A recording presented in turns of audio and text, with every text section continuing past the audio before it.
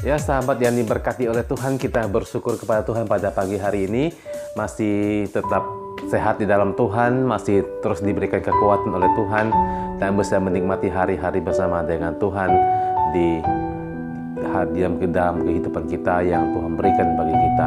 Hingga pada saat ini kita masih bisa bersama-sama bersyukur di hadapan Tuhan dan masih bisa bersama-sama membaca firman Tuhan, merenungkan firman Tuhan yang itu menjadi kekuatan di dalam kehidupan kita.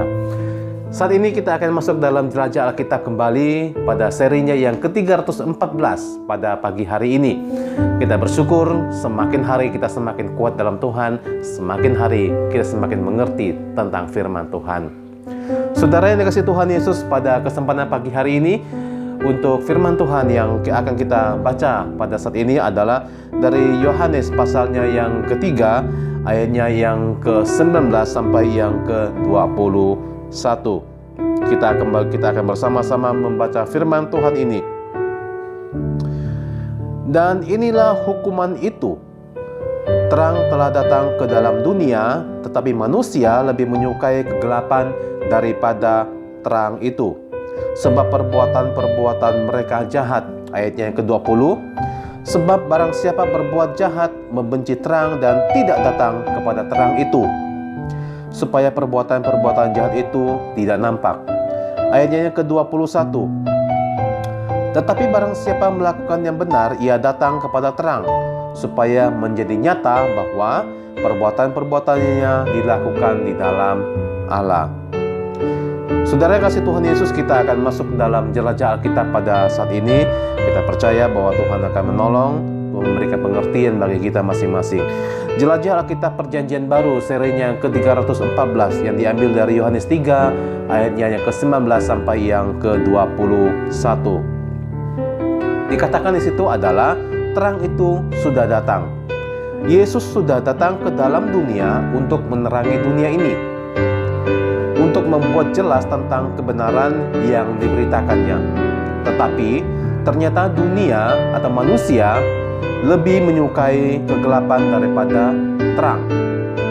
Ini adalah kecenderungan manusia yang sudah jatuh ke dalam dosa. Kecenderungan manusia yang lebih menyukai dan memuja iblis daripada menyembah Tuhan yang benar, ada Tuhan yang hidup.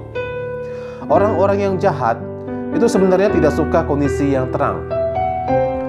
Ada orang-orang yang tidak suka dengan mendengar berita Injil. Padahal Injil adalah kabar baik. Di dalamnya ada berita perdamaian. Tidak mengajarkan tentang hal-hal yang buruk, tidak mengajarkan kekerasan. Orang jahat yang melakukan dosa tidak akan suka dengan terang. Nah, pencuri pun juga tidak suka dengan terang. Karena apa? Karena dia bisa lebih leluasa untuk melakukan tindakan kejahatan jika tidak ada terang itu. Orang-orang yang melakukan dosa juga suka dengan tempat yang gelap dan tersembunyi. Karena pada prinsipnya mereka tidak mau perbuatan mereka itu ketahuan.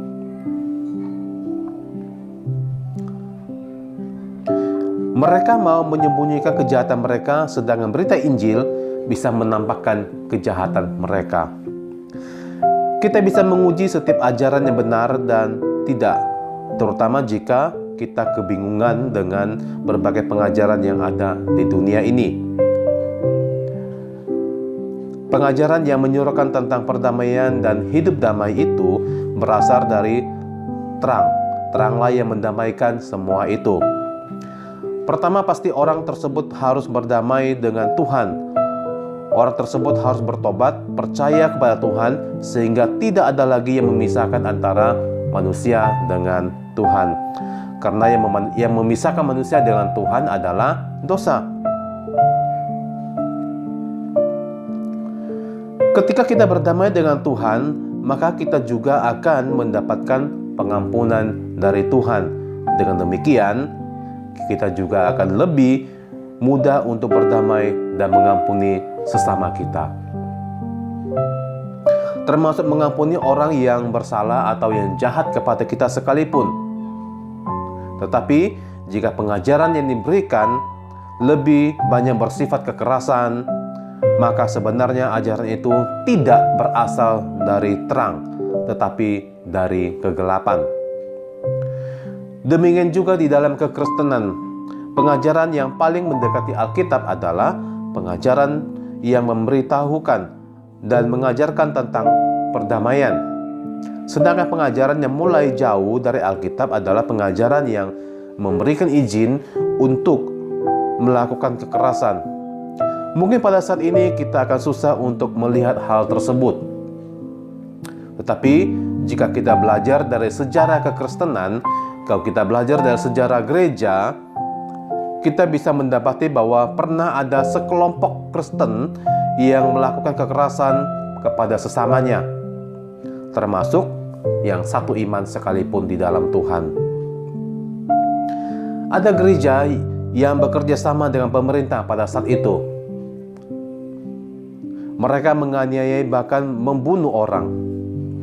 Padahal seharusnya ada pemisahan antara urusan gereja dan juga urusan pemerintah.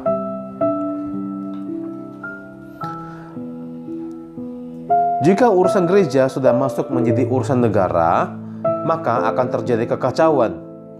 Bukan hanya kekacauan di dalam pengajaran, tetapi juga akan kekacauan di dalam hukum negara. Urusan percaya kepada Tuhan adalah urusan pribadi antara manusia dengan Tuhan, yang harus dihormati sebagai hak asasi manusia. Tapi jika urusan kepercayaan itu dibawa ke dalam lingkup negara, maka akan banyak terjadi diskriminasi yang dilegalkan. Ada banyak aturan dan hukum negara yang masuk ke dalam gereja. Sejarah sudah membuktikan hal tersebut. Sangat baik jika kita bisa belajar dari sejarah gereja yang kelam tersebut, sehingga kita tidak masuk ke dalam kekacauan dan diskriminasi yang sangat tidak adil dan membuat banyak orang berkorban untuk hal-hal yang tidak seharusnya terjadi. Saudara yang kasih Tuhan Yesus Kristus, terang itu membawa kedamaian di dalam setiap kehidupan orang percaya, kepada kehidupan setiap orang yang ada di dunia ini, jikalau mereka percaya kepada terang itu, yaitu Yesus Kristus.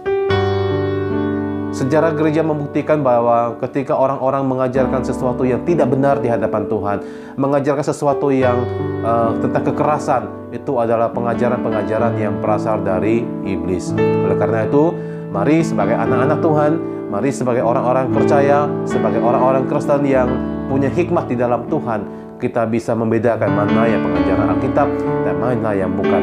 Oleh karena itu, kita harus selalu waspada dan selalu bisa memilah dan mengerti dalam pengajaran-pengajaran Anda. Kiranya Tuhan Yesus memberkati kita semuanya, dan kita semakin dewasa dalam Tuhan, semakin dewasa dalam iman, dan semakin memahami firman Tuhan dalam kehidupan kita. Maranatha, Tuhan Yesus memberkati.